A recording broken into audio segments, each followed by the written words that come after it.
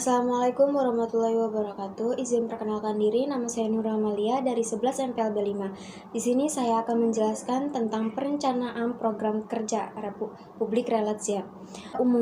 Public Relation adalah proses interaksi dengan tujuan menciptakan opini publik sebagai input yang menguntungkan bagi kedua pihak, menanamkan pengertian, menumbuhkan motivasi dan partisipasi dengan tujuan menanamkan keinginan baik, kepercayaan, saling adanya pengertian dan citra yang baik.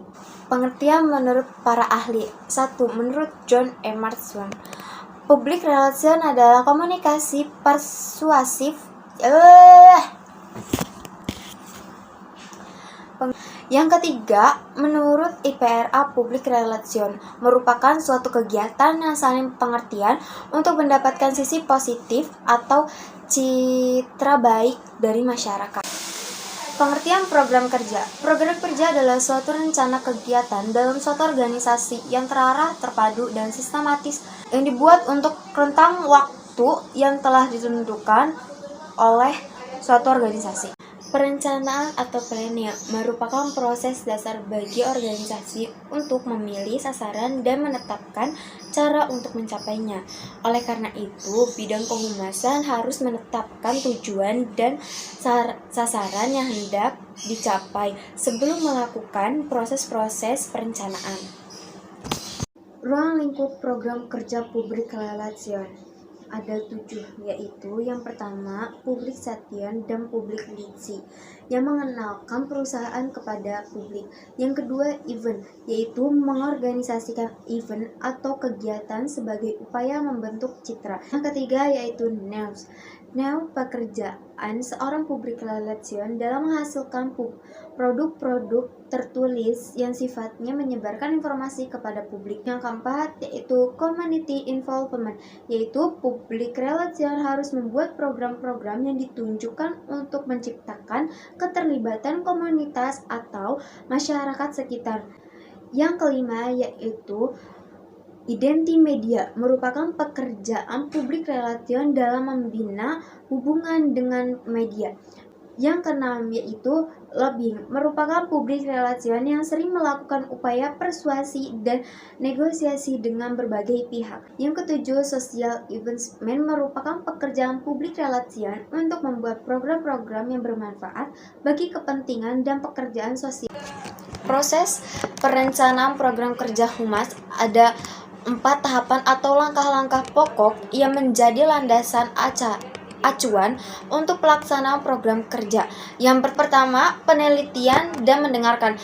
Pada tahapan ini ditetapkan suatu fakta dan informasi yang berkaitan langsung dengan kepentingan organisasi.